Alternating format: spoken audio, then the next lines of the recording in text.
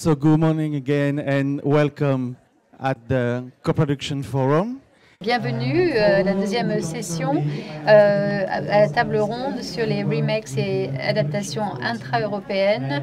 Je suis très heureux de vous présenter la session de la coproduction dans le cadre de ces assises.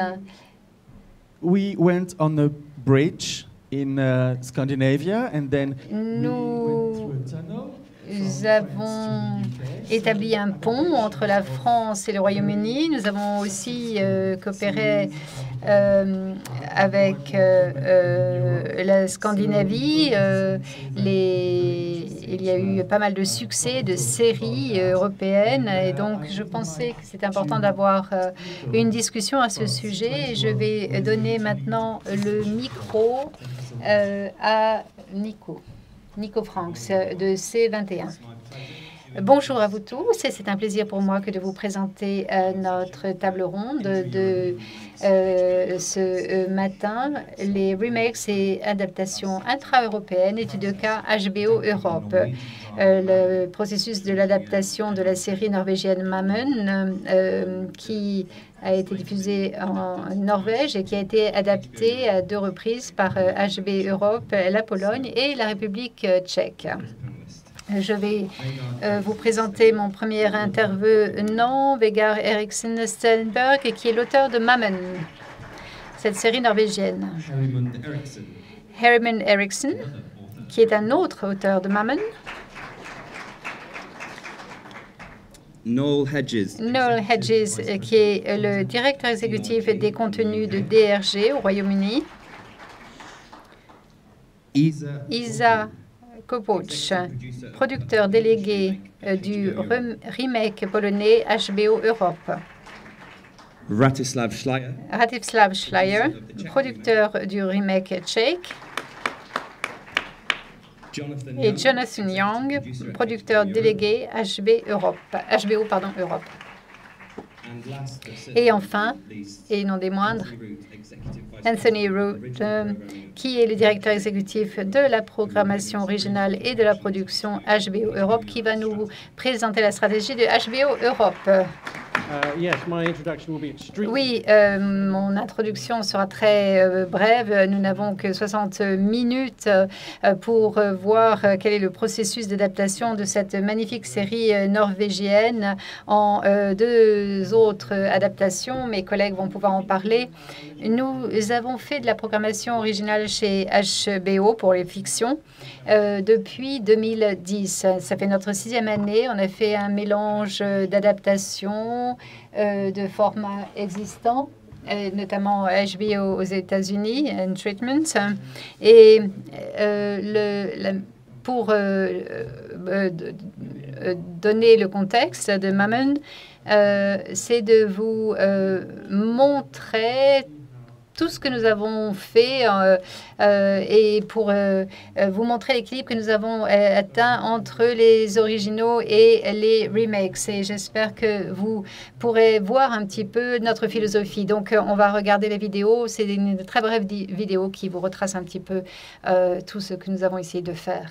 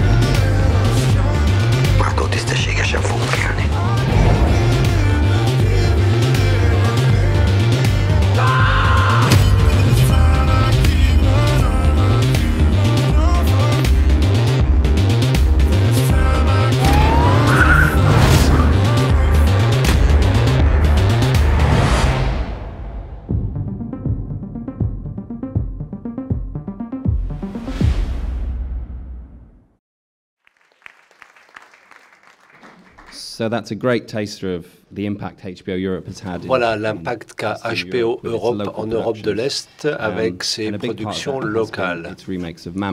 Et donc il y a eu le remake de Mammon en Pologne et dans la République tchèque. Mais revenons-en au début de Mammon avec les créateurs.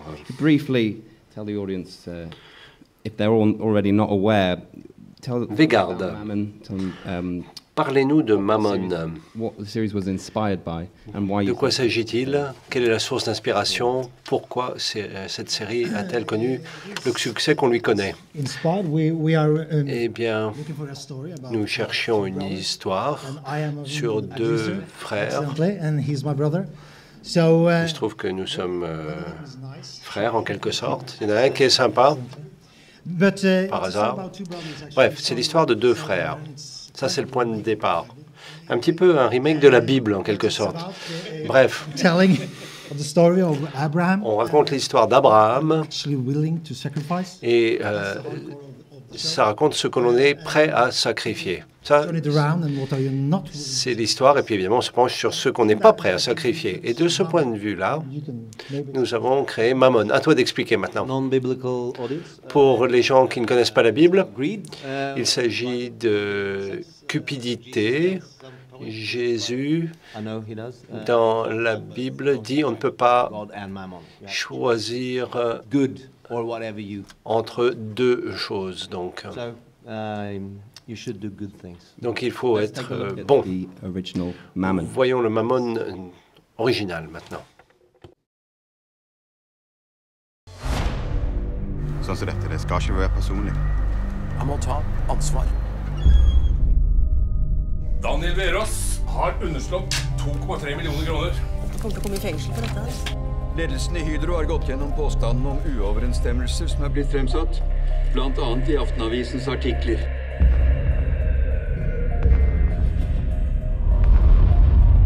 På skolen så sier de at du har lurt unna penger. Har du det? Vi er jo ikke storfamilien. Så klarer du hva som er i ferd med å skje? Du kommer til å sitte inn i maks 2 år. 2 surem, du har fått jævlig mange søte. Hvem er din kilde i Ungarn? Hun kaller seg Sofia. Du tuller nå, ikke sant? Alt stemmer. Bevisene, filene, adressene, kontoene. Alle fakta peker mot Daniel.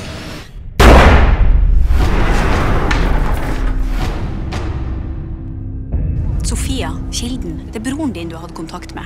All chat, all e-post, alle filen. Alt sammen. Det var han.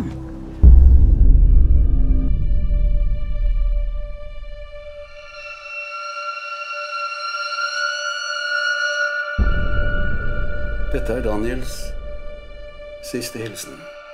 Han skriker til et bilde av Abrahams offer som henger i min kirke. Den datoen. Er det mål på ettertid? Dato, det er ikke noen dato, det er et bibelsted. Første Mosebok, kapittel 22, vers 10.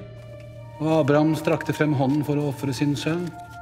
Da ropte Herrens engel, legg ikke hånden på gutten, for nå vet jeg at du frykter Gud. Det største offer i den kristne tro.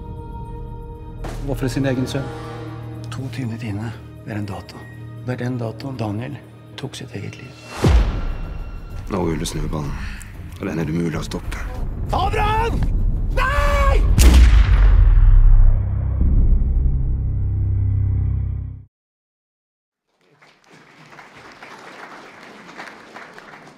C'est une série fascinante, pleine d'intrigues, de mystères et d'horreur. J'ai oublié de signaler que moi, je suis journaliste et je suis fasciné tout à fait par toutes ces questions dans le cadre de C21, là où je travaille. Donc, vous avez travaillé sur 200 Acres of Sky pour NRK. Donc, vous avez l'expérience du remake. Qu'avez-vous apporté, qu'avez-vous contribué à ce remake? Parce que vous avez déjà cette expérience qui consiste à s'occuper du bébé de quelqu'un d'autre. Comment est-ce que cela a impacté votre démarche quand vous saviez que Mammon allait faire l'objet d'un remake? Eh bien, il faut faire confiance aux gens et leur donner la liberté de travailler sur le projet et de s'emparer de l'histoire comme bon leur semble. Avec 200 Acres of Sky, c'est ainsi que nous avons procédé et nous avons très bien travaillé avec la BBC.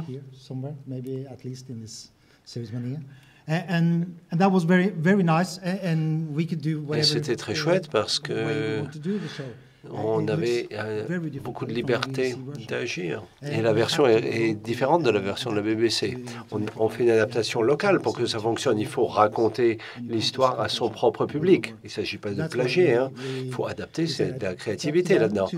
Donc maintenant, c'est à eux de s'emparer de notre bébé et nous devons faire un partage d'expérience. C'est important de partager en leur donnant la liberté d'agir. Et Germund, votre implication dans ce remake? Moi, je n'ai pas fait grand-chose, moi. On a organisé quelques réunions. Le plus important pour nous, c'est de faire quelque chose de mieux. Pas de concurrencer, non. C'est pas ce que je veux dire. Il faut adapter aux spectateurs locaux. Aucun programme ne peut être parfait. Mammon, ce n'est pas parfait. Il y a The Wire sur écoute et West Wing qui sont parfaits, mais les autres séries, non.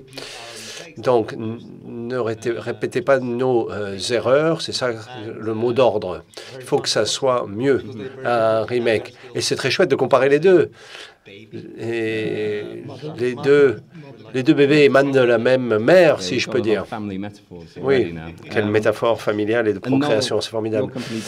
Bien, et votre société, DRG, a joué un rôle important pour le remake. Lorsque Mammon... Quand est-ce que Mammon est arrivé sur votre radar, si je puis dire? Et comment est-ce que vous avez vu qu'il y avait du potentiel? Eh bien, DRG, depuis 10 ans, connaît un bel essor et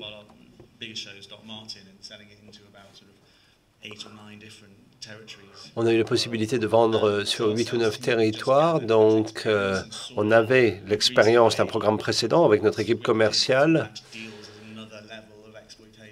et un autre niveau d'exploitation en plus de la version originale, c'est quelque chose de bien écrit et ainsi de suite. Bref, ce projet, ça a été intégré dans leurs efforts commerciaux, puis on a travaillé de manière particulière. Nous avons travaillé avec la NRK sur le côté non scripté et on avait un accord pour représenter tous leurs formats non scriptés à l'international. Mammon, eh bien, dans sa première saison, est distribué par Beta Film, mais le format n'a fait pas l'objet d'un accord. Et avec l'expérience précédente, on s'est dit, eh bien, ça va fonctionner. Et on s'est dit qu'on va travailler à l'international. Et donc, il y a eu une conversation entre nos commerciaux et les gens de HBO.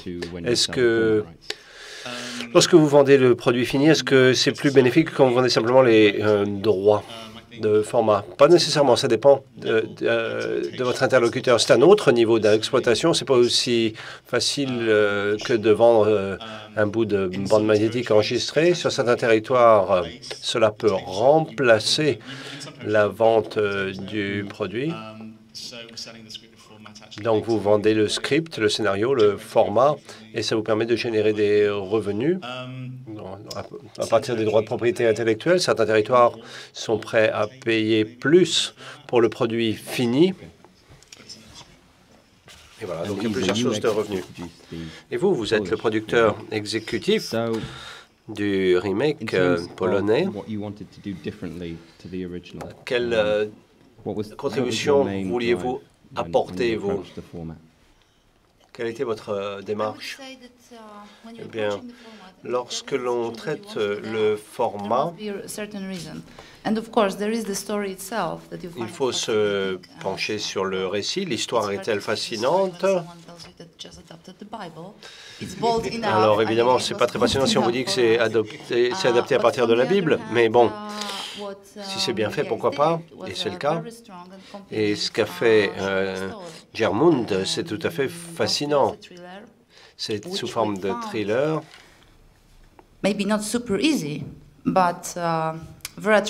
C'est pas facile, mais c'était très attractif pour la Pologne au moment où nous avons envisagé le projet. Nous avons fêté le 25e anniversaire de l'indépendance de la Pologne à l'époque et on s'est dit, bon, très bien, qui à l'époque était en train de passer de l'adolescence à l'adulte, à l'âge adulte, et qui se lançait dans la vie professionnelle, qui faisait tous ces choix importants de vie,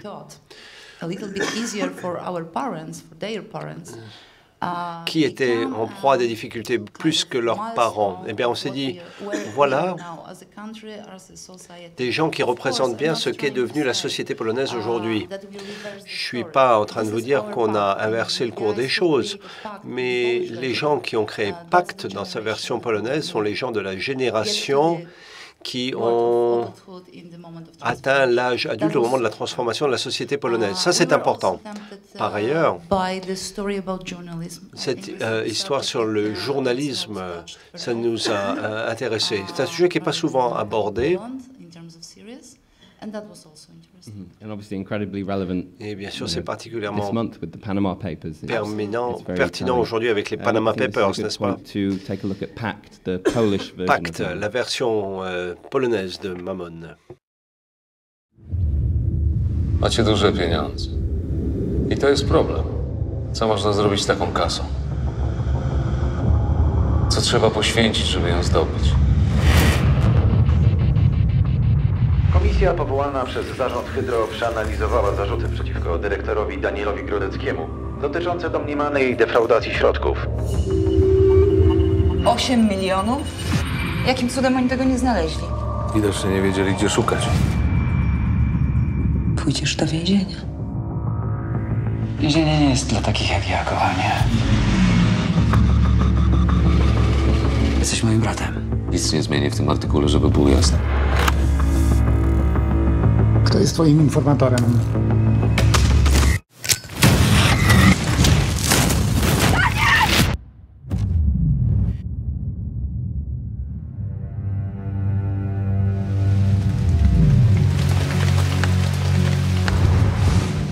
Kilka miesięcy przed śmiercią Daniel podarował ten obraz parafii. Abraham. O co tu chodzi? Abraham związawszy Izaaka, ułożył go na ołtarzu. Potem wyciągnął rękę, uchwycił nóż, aby zabić syna. Człowieku, to jest spisek. Nikt nie chce poświęcać swoich dzieci, a to jest największa gwarancja lojalności.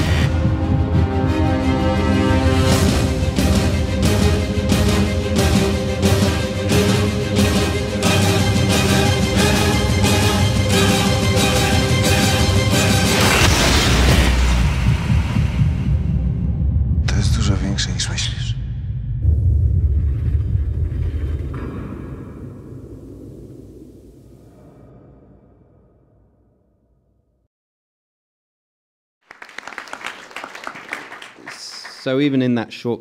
Même dans ce petit extrait, on voit apparaître les différences et les similitudes de démarche entre HBO et la série scandinave.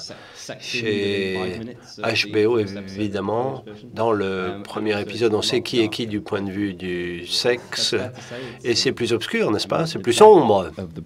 La mort du frère, c'est très choquant. Tout ça pour dire que HBO a pu bien travailler la série. Quelles sont les décisions qui ont présidé à ces changements?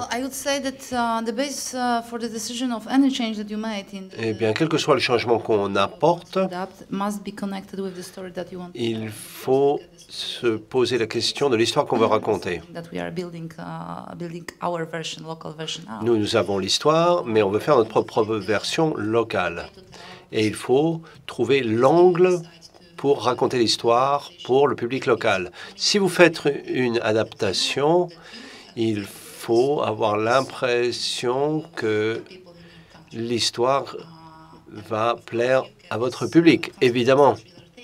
Donc vous avez ce thriller, cette conspiration, ça fonctionne partout dans le monde. Mais si vous trouvez des singularités locales qui vont plaire aux gens sur votre territoire, eh bien ce n'est que mieux.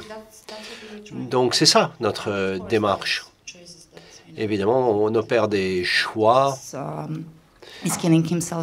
L'un des personnages se suicide de manière assez différente. C'est pas vraiment lié à la culture polonaise, ça, mais bon. Mais pourquoi est-ce qu'on a pris cette décision-là? Eh bien, parce que nous, on est plus attaché aux aspects religieux de la chose. Donc nous racontons cette histoire du Vieux Testament, de l'Ancien Testament, pardon, et par conséquent, même si on ne croit pas en Dieu, il y a une morale là-dedans. Il y a des règles qui imprègnent la culture d'une société, notamment la Pologne. Il y a des façons de penser, de voir les choses du point de vue moral, éthique, sociétal. Et donc, on regarde l'histoire d'Abraham, quel est le message qu'il faut en tirer, quel pourrait être le point de départ de ces jeunes de 18 ou 20 ans qui ont décidé de mettre en place le pacte. J'en reviens à ce que je disais précédemment sur la mutation de la société polonaise. Il en va de la nature humaine de se dire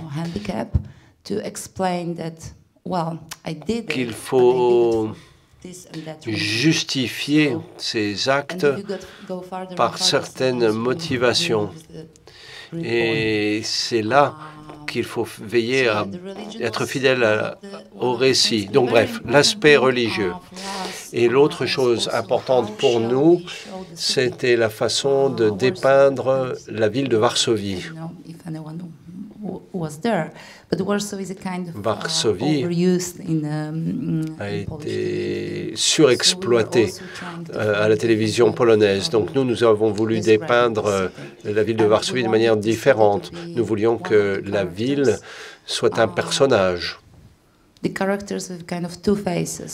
Un personnage à deux visages, en quelque sorte. Donc, un visage de beauté, un visage de richesse, de politique. Donc voilà, ça vous donne un visage. Et l'autre visage de la ville, c'est le visage des gens qui se battent pour la vérité. Donc là, vous voyez le clivage entre ces deux univers. Donc la perception qu'ont les gens des choses est intéressante. Voilà, ça vous explique notre démarche. Et vous, Vladislav, vous avez produit la version tchèque. Les remakes tchèques et polonais ont été créés en même temps. Donc vous avez produit la saison première l'été dernier, tous les deux. Vous avez pris des décisions créatives aussi, mais de manière distincte. Vladislav, quelle a été votre démarche? Qu'est-ce que vous avez voulu apporter pour que ça soit pertinent pour le public tchèque? Mammon, ce n'est pas qu'un thriller, c'est une série dramatique familiale en quelque sorte, parce qu'il s'agit de questions familiales. Nous avons mis en place un autre récit qui repose sur les personnages. Comment ces membres de la famille se comportent-ils dans notre société? Étant donné l'expérience de la Tchécoslovaquie ou de la République tchèque, nous avons des points communs historiques avec la Pologne, la transformation dans les années 90, mais la mutation s'est faite différemment entre la Pologne et dans notre pays. La Pologne a avancé à une vitesse différente de notre pays à nous. La République tchèque, It's the most what, sorry? Most atheist Atheist, right, yes, sorry. So yeah, we've got the full spread. So that's actually a good comparison. But so in terms of a story and for the audience understanding the moral, decisions of the characters, les décisions morales des personnages, on the biblical meanings, not that Czech people wouldn't know Bible. Ne peuvent pas reposer sur la Bible, étant donné le caractère athée de la société tchèque.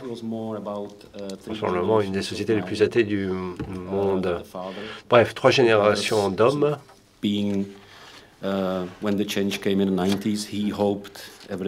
Voilà une histoire qui s'inscrit également dans l'histoire contemporaine. Au moment de la mutation des années 90, il y a le père qui attend une mutation positive et il y a 2 frères dont l'un est animé par la cupidité.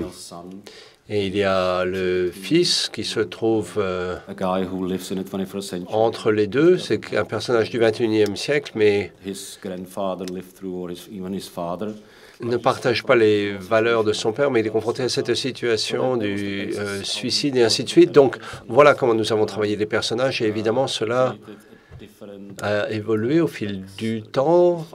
Donc nous avons créé une trame avec le monde de la finance qui commençait à affecter la Tchécoslovaquie et tous ces détournements de fonds que nous avons connus.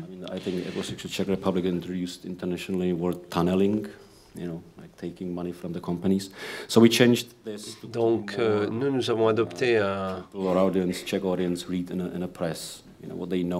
une démarche pour permettre au public de comprendre comment les choses ont été à l'œuvre dans les années 90 lors de la mutation de notre pays.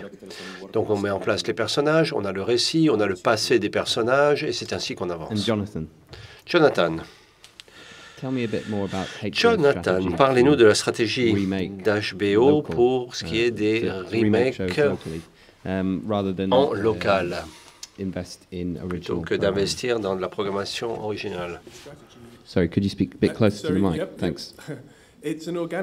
C'est un processus naturel. La stratégie, c'est d'investir dans la programmation locale. On fait un remake à condition que cela soit pertinent pour le public local. Il faut que les gens qui font le remake se sentent capables de faire mieux que l'original avec justement le contenu local. On ne peut pas dire qu'on ne s'intéresse pas au format, mais c'est un processus naturel. Bon, HBO est connu pour Game of Thrones avec tout ce contenu américain, mais certains des programmes locaux ont connu un meilleur succès qu'aux États-Unis. Nous continuons à faire de la production originale, c'est justement parce que ça fonctionne bien, vous voyez.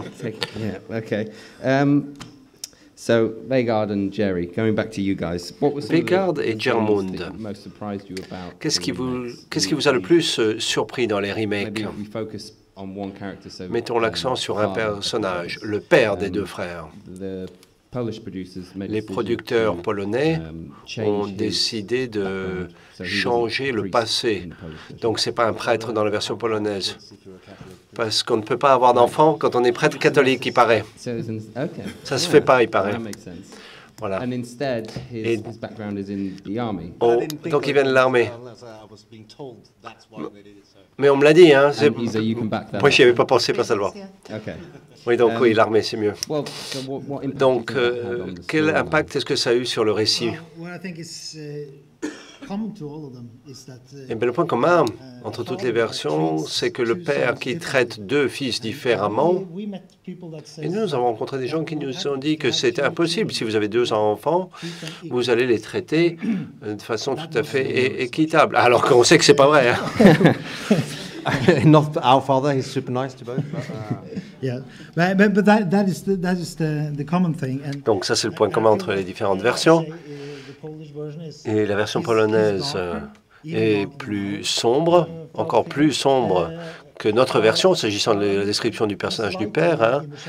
Et dans la version tchèque, il est un petit peu plus light, le père, alors que les valeurs qu'il porte sont les mêmes, mais les démarches sont différentes. C'est intéressant de voir les différences. Il y a certains aspects qui ont été gardés, d'autres qui ont été rejetés. Même chose pour des personnages, et c'est ça qui est intéressant. Nous, on avait 6 heures, et ils sont à 6 fois 50 minutes, donc il faut enlever 60 minutes au total. Hein. Et le plus intéressant, c'était de voir les différences visuelles. Les Polonais, c'est plus religieux, les Tchèques, c'est plus politique, plus financier. Et visuellement, il y a des conséquences à ces choix. Les deux suicides, quand il s'immole, c'est comme s'il était sur une croix. Hein. Et si vous l'écrivez, si vous dites il s'immole et c'est comme si on brûlait une croix, vous dites ça ne fonctionne pas sur le papier, mais en réalité, si, ça fonctionne. Ensuite, vous avez différentes métaphores qui ont fonctionné visuellement. On n'a pas beaucoup été impliqués, mais si HBO achète votre format, vous dormez mieux que si c'était quelqu'un d'autre. Ah, si c'est HBO, il n'y a pas de souci à se faire. Et maintenant, ils ont un objectif différent parce que leur production se fait plus rapidement, plus efficacement, si vous voulez. Et il faut qu'ils travaillent au long cours parce que nous, on vient de terminer la saison 2 en Norvège. Hein. Quand nous, on sera à la saison 3, eux, ils seront à la saison 9. Donc, c'est vous qui allez faire le remake puisqu'ils vont plus vite que vous. Non, maintenant, il y a de la concurrence parce que leur récit est complètement nouveau, le nôtre aussi, et donc on y va. On est en concurrence. C'est fascinant, étant donné la liberté d'expression des producteurs, étant donné qu'il s'agit de HBO, vous pouvez... Vous êtes vraiment détendu. Hein? Ouais, c'est génial avec HBO. Ils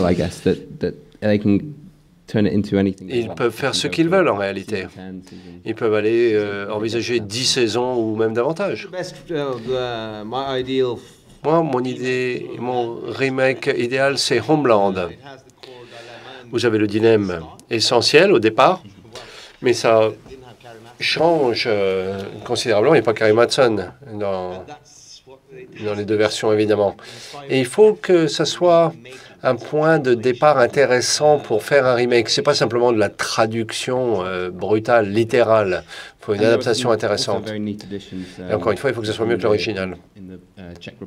Et dans la version tchèque, vous avez le bonsaï, par exemple. Daniel l'utilise comme métaphore. Donc, vous avez la métaphore de l'arbre, et ça apparaît très tardivement dans votre série à vous. J'imagine que c'était délibéré de votre part, ce choix. D'où l'intérêt d'avoir un programme que l'on peut regarder et avec du recul. Yes, yes.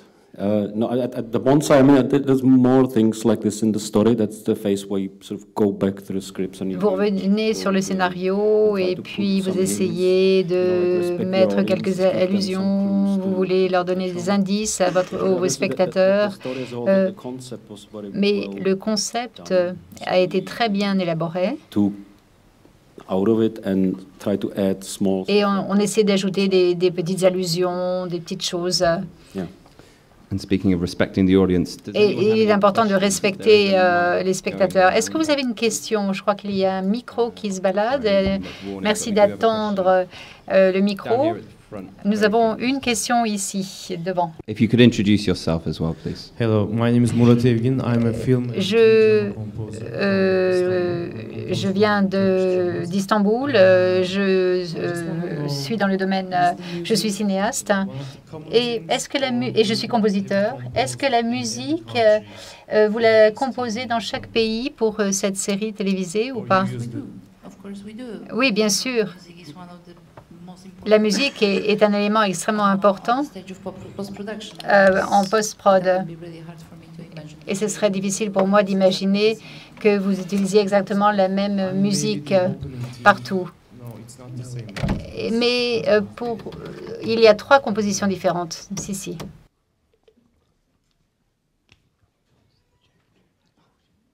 Thanks. Hi, I'm Helen Olive. I'm a creative producer here. Je suis producteur ici à Paris. La production locale, peut-être elle est exportée vers d'autres pays, par exemple. Est-ce que la série tchèque, on peut la voir au Royaume-Uni ou en France? Je vais répondre à ceci. Oui, la réponse est oui. Mais quand vous recherchez des remakes, et quand vous voulez faire un remake sur un autre territoire, vous ne pouvez pas fonctionner de manière isolée.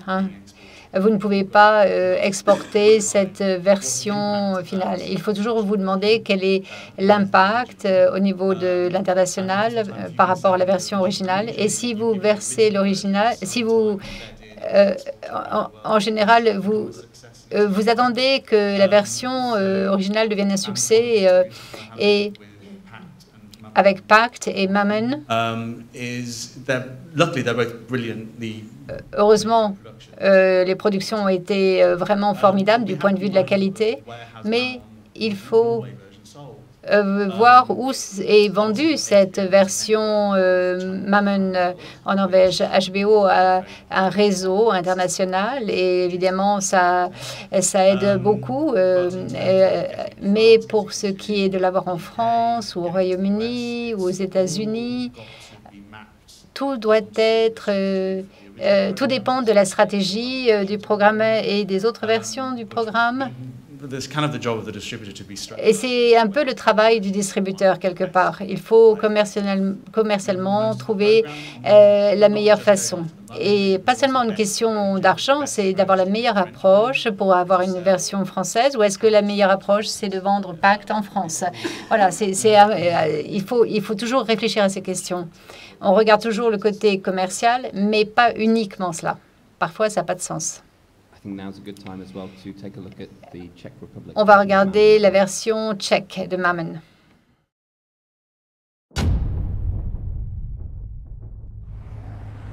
Myslíš si, že všemu rozumíš, že jsi tu hru prohlídnul.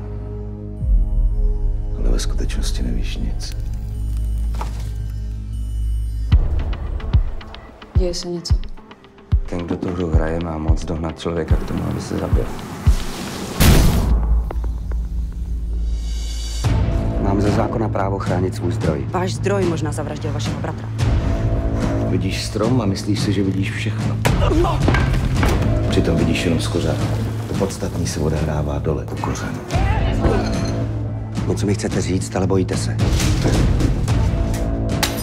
Stopy jsou všude kolem, jenom je nevidíte. Všichni máme nepřátele.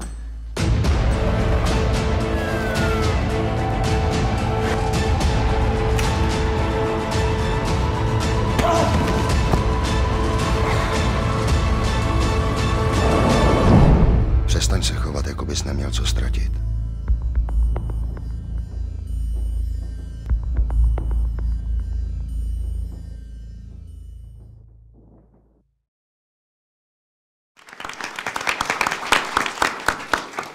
I'd be interested to get the panel's thoughts on J'aimerais connaître whether or not they think there is a drama votre viewer out there opinion. who would Est-ce find an que interest in watching different versions. ça serait intéressant de voir, d'après vous, différentes versions d'une même émission? Est-ce qu'il y a des gens qui sont intéressés par cela, de voir la version tchèque et la version polonaise? Ça pourrait être en ligne.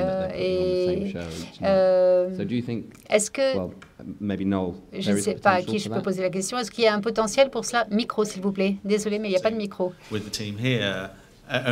Oui, effectivement.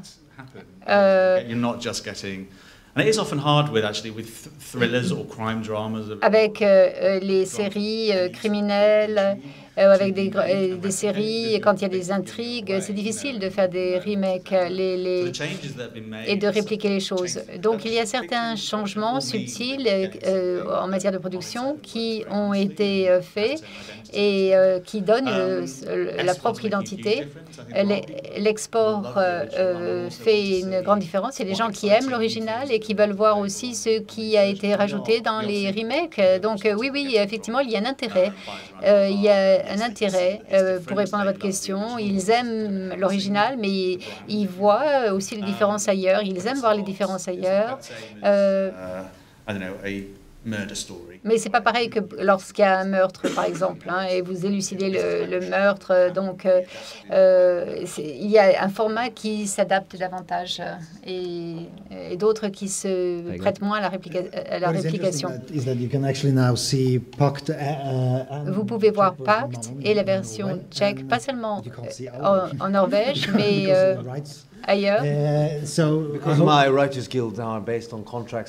fait, le contrat est assez vieillot. Mais dans les 3 séries, ce qui est très intéressant, c'est qu'elles se terminent différemment. Donc, on ne sait pas où se trouve la fin. La fin est différente dans les 3 versions. Il y a le méchant, mais vous ne savez pas comment ça finit. Et avec les 3 saisons, ça va évoluer de manière différente. Ça va durer peut-être 10 ans, et puis dans 10 ans, on aura l'impression que ce n'est pas obsolète. Peut-être... je ne pense pas que dans la saison 2, on sera pareil. Et il y aura des similarités, mais nous faisons en sorte qu'il y ait des changements.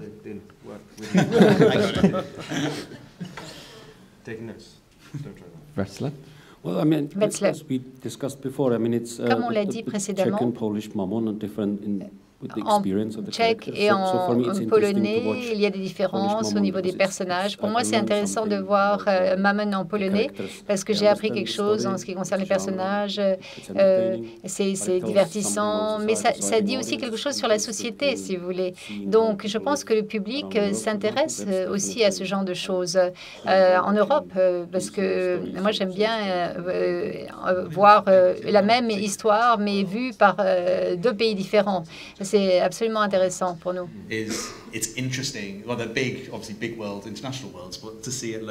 C'est intéressant aussi de l'étranger de voir ce qui se passe au niveau local. C'est un peu exotique et c'est fascinant quelque part. Il y a des remakes de Doc Martin. Que si on voit Doc Martin en France, Doc Martin en Grèce, c'est quelque chose de beaucoup plus insulaire, beaucoup plus limité. Et ça, c'est pour un public local, alors que Mammon, c'est très large. Je pense que beaucoup de publics peuvent s'intéresser à Mammon. D'accord. And Jonathan, as someone who's worked across both. Vous avez travaillé sur les 2 remakes. Ça fonctionne bien. Ce qui fonctionne bien, c'est en tant que spectateur, on regarde la distribution et comment on conçoit Piotr ou Peter dans l'émission et comment les acteurs soutiennent la série. Vous investissez dans ces personnages vous amènent, vous font parcourir une aventure. Il y a certains changements quant à la façon dont le public réagit par rapport à un personnage. Et pour moi, je crois que d'une version à une autre, on peut améliorer les choses, on peut améliorer sa perception quand on regarde la version norvégienne, polonaise, tchèque, et j'espère que les spectateurs pourront voir les trois versions. Oui, c'est maintenant s'il faut regarder les remakes, on va sans arrêt regarder la télévision. On connaît bien le noir scandinave, le noir nordique, et maintenant à mon producteur de l'Europe de l'Est. Est-ce qu'il y a des similarités avec l'Europe de l'Est et la Scandinavie? Évidemment, vos histoires sont différentes, mais pour ce qui est du narratif, est-ce qu'il y a des similarités? Non, je ne pense pas. Les Polonais, d'après moi, n'ont pas autant d'expérience dans le récit et dans l'écriture de récits. C'est assez nouveau. On essaie d'établir cela, ce genre-là.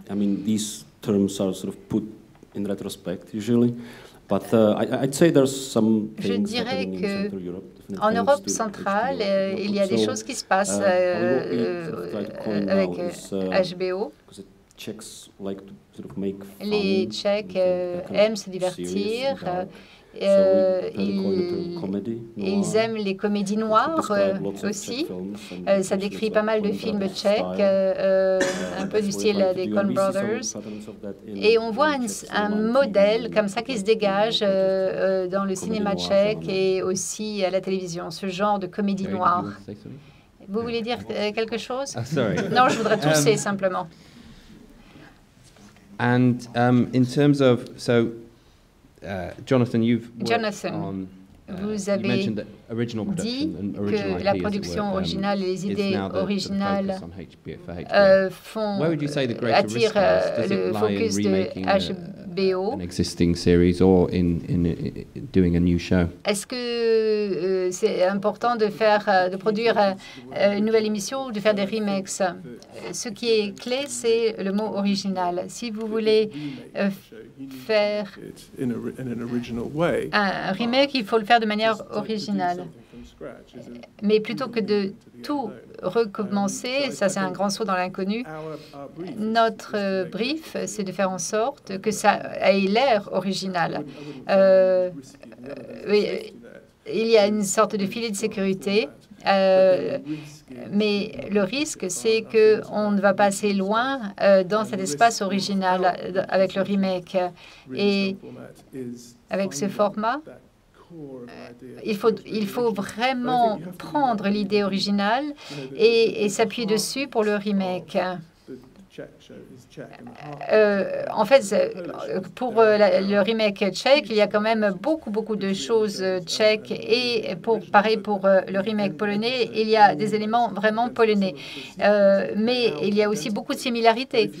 Mais si vous regardez la série, vous sentez que vous avez l'impression que c'est une série qui est vraiment fidèle au pays, fidèle à l'auteur. Et c'est ça qui est la clé du succès. Il faut poursuivre cet élément-là original. C'est moi qui ai le pouvoir parce que j'ai le micro en main. Qu'en est-il du processus d'écriture? Combien de scénaristes ont été impliqués ou combien de personnes ont travaillé à l'adaptation? Et est-ce que les auteurs originaux ont travaillé aussi au processus de l'adaptation? Est-ce que ça doit être approuvé? Qui approuve? En Pologne, il y avait 4 écrivains plus l'auteur principal. On a eu des discussions avec vous, mais ils n'ont pas écrit le scénario de production. Ils n'ont pas demandé une approbation. Et ça, j'ai apprécié cela pour une raison très simple. Ils pensent que... Donc, c'était ça, la salle de rédaction, si vous voulez. Et nous avions un écrivain principal, et plus un autre, et nous avons eu la Bible, le concept de base de HBO. On a travaillé sur cette base. Pour l'adaptation, finalement, à certains moments, on avait 4 personnes qui travaillaient à l'adaptation, mais il y avait un scénariste principal, enfin un adaptateur principal. Mais c'était quand même un travail en équipe. Pour la saison 1, je suis le seul auteur, mais je fais ça avec mon frère. On a une salle, on se bat beaucoup d'ailleurs, mais c'est drôle. Pour la saison 2, on veut maintenant travailler avec d'autres auteurs et ils apprennent à nous connaître et où ils ont appris à nous connaître. Ça, c'était assez drôle aussi. On a eu une réunion avec Jonathan et une fois que vous avez élaboré le concept et que vous rencontrez les gens, et vous comprenez qu'ils ont bien compris l'histoire, ils ont bien compris les mécanismes de suspense, les personnages. À ce moment-là, on s'est dit que finalement, l'histoire était dans de bonnes mains. On aurait pu mal tomber, on aurait été très préoccupé, mais non, on a vu que finalement, que c'était dans de bonnes mains. Voilà. En général, il y a une conversation préliminaire entre les différentes parties pour être sûr que tout le monde soit sur la même longueur d'onde, ce qu'ils veulent faire en sorte qu'ils n'ont pas des idées complètement contradictoires. Par exemple, l'un voudrait faire une comédie musicale à partir de cette série, par exemple. Donc, c'est une conversation qui est préliminaire et pour faire en sorte de borner bien le terrain. Et c'est pas facile de faire des séries télévisées. Et il faut pas seulement lire des projets, il faut... ça serait très arrogant de dire, bon, nous, de notre siège, on se demande pourquoi vous avez changé telle et telle phrase en Pologne. Donc, on ne peut pas imposer trop de choses. Parce qu'ils ont besoin d'être créatifs aussi. Yeah, so it's very important to go our own way. Il y a tout un chemin à parcourir. Mais Jonathan a été à Prague, à Varsovie, a travaillé avec les équipes tchèques et polonaises. Et son travail nous a aidés à Prague à façonner l'histoire, à faire en sorte que l'on respecte bien le genre et les personnages. C'était important. Donc, Jonathan était en fait entre 2 salles de rédaction dans 2 pays différents, si vous voulez. Et ce qui est important, c'est que HBO Europe a un impact important sur le paysage de la télévision en Europe et en Europe centrale. Mais ce n'est pas seulement le produit fini qui est bon. C'est la façon dont le lien est établi. Et là, on se parle tous ensemble. Et il y a quelque chose qu'on a vraiment apprécié dans l'histoire originale.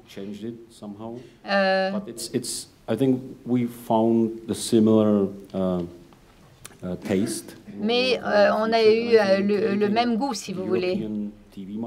Et on peut créer un marché européen où les histoires sont faites pour différents pays, mais où il y a quand même un lien derrière tout cela, un lien qui sous-tend tout cela. On arrive à trouver les mêmes spectateurs qui sont prêts à payer pour regarder cette série dans l'ensemble de l'Europe. Et ça, c'est important. Et ce qui se passe en Europe, au niveau de la télévision, cette connexion entre les différents publics, c'est super parce que ce n'était pas le cas par le passé. Donc, je suis très reconnaissant par rapport à HBO parce que ça accélère le processus. Et dans notre pays, notre différence est tout à fait différente sur la façon dont on produit des scénarios. Et le fait de connaître la façon dont travaille HBO, c'est vraiment une source d'inspiration et ça nous aide dans la pratique. Ça nous permet d'avoir plus d'expérience quant à l'écriture d'un scénario et ça change vraiment le secteur. C'est important. Et les versions américaines, est-ce que vous pouvez nous dire où on en est dans cette version américaine? Il y a pas mal d'intérêt qui est suscité aux États-Unis.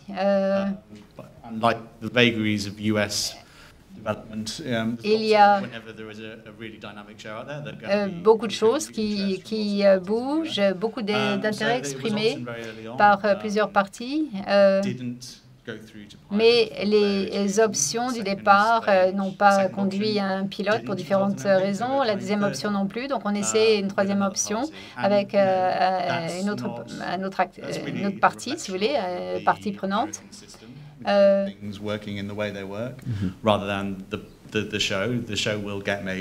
L'émission sera faite aux États-Unis, ça ne fait aucun doute. C'est plus avantageux pour le programme d'avoir ces versions.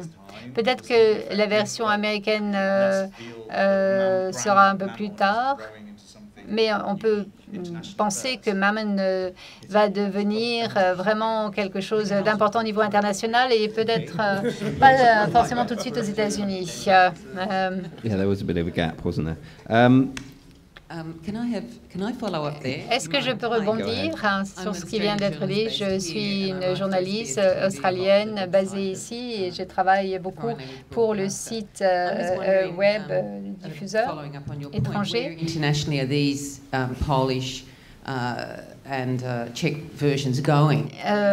Où vont ces versions polonaises et tchèques? Est-ce qu'il y a des contrats en cours? Où est-ce qu'on va trouver ces versions polonaises et tchèques? On les a vendues dans plusieurs territoires déjà. Mais je voudrais savoir dans quel pays, qui va où. Les chaînes sœurs de HBO sont très actives dans ce domaine, en Australie aussi. On ne l'a pas encore vendu, mais en tout cas, il y a des choses en cours. Le monde maintenant est habitué au contenu scandinave sur le marché, grâce à la qualité de ces productions, et du coup, ça ouvre les yeux sur le reste du monde, et notamment sur l'Europe centrale, la Pologne, la République tchèque. Donc, on est plus ouvert à ce qui peut arriver sur le marché. On n'a jamais eu de série tchèque, par exemple. Il faudrait pouvoir produire cela. Et évidemment, si c'est de qualité, ça aide énormément. Parce que ça vous saute aux yeux, le côté éditorial est évident, mais ça prend un peu de temps quand même. Et pour revenir à ce que je disais, Mammon est déjà là sur le marché, la version norvégienne existe bel et bien, et donc on se demande si on a besoin d'une autre version. Et les chaînes concurrentes se disent, oh, bon, cette chaîne à Mammon, moi je ne veux pas présenter la même émission. Ce n'est pas un processus direct. Voilà une émission ou une série, est-ce que vous voulez l'acheter? C'est pas aussi direct. Et au niveau des ventes, vous pouvez, on les vend. En Europe, on n'a pas encore vendu en Australie, comme je vous l'ai dit. Et pour l'Asie, non, on n'a pas encore vendu cette série en Asie. Pour les séries en langue étrangère, c'est beaucoup plus dur en Asie. Mais la version originale est maintenant dans 27 pays, pour répondre à votre question précisément. Y a-t-il d'autres questions de la part du public? Okay, I'm not missing anyone. Non? No. D'accord. And we know, so each series is at a different stage. Chaque série se trouve à une étape différente. Et est-ce que vous êtes en train d'écrire la saison 3? Il n'y a pas encore eu de commande. Eh bien, en fait,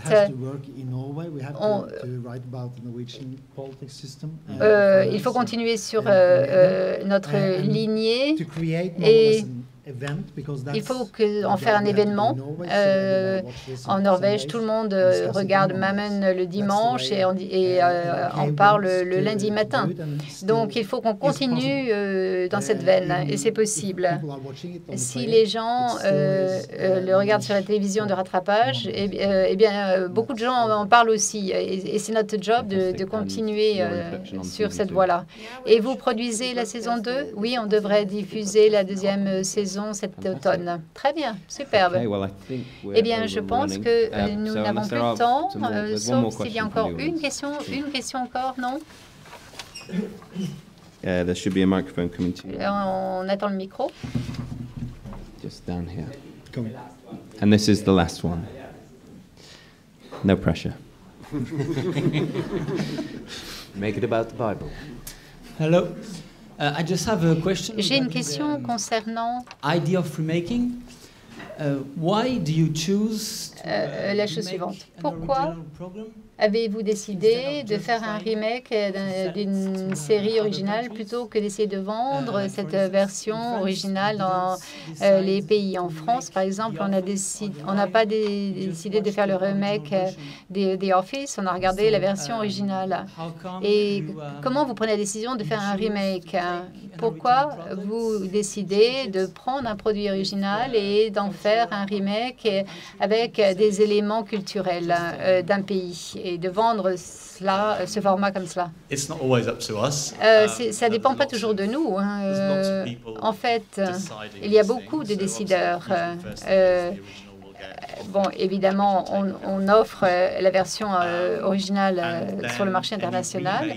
Et ensuite, pour les remakes, c'est un business complémentaire. S'il y a des opportunités qui se présentent, si par exemple le produit fini original ne se vend pas, mais si une version localisée du scénario sera beaucoup plus facile à vendre, se prêtera mieux au marché. Donc ça dépend des besoins des diffuseurs, ça dépend des budgets locaux, c'est séparé du budget acquisition. Et donc, il n'y a pas de réponse unique à votre question. Tout dépend un peu du marché sur lequel vous êtes et du format et du contenu. Est-ce que vous voulez le produit fini, original ou le remake? Je crois que le public a faim. On va terminer. Merci à nos intervenants de la table ronde. Et les deux séries sont disponibles dans la bibliothèque, dans la vidéothèque. Voilà.